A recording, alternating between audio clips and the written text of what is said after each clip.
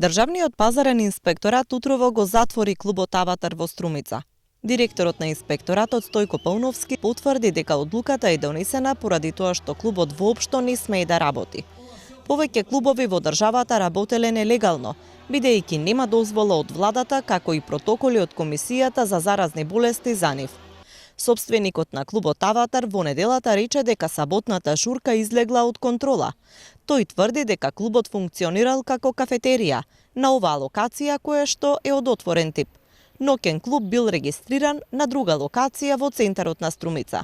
Сепак, функционирањето со забави со голем број присутни и пречекорувањето на времето за работа после 1 час од пополноќ ги донесе пазарните инспектори на вратата на клубот.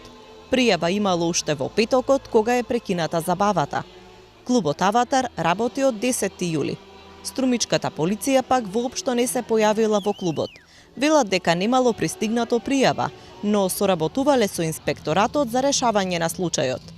Од Центарот за јавно здравје во Струмица излегоа со апел до струмичките угостители да бидат внимателни, бидејќи најмладиот регистриран со коронавирус вчера е 24 годишник. И во Струмица интересно се јавуваат, имаме 2-3 случаи кои што се појавуваат од исти кластер, воглавном се различни кластери. Најмладиот денес што е позитивен е 24 години. Во Струмица има 17 активни случаи на COVID-19.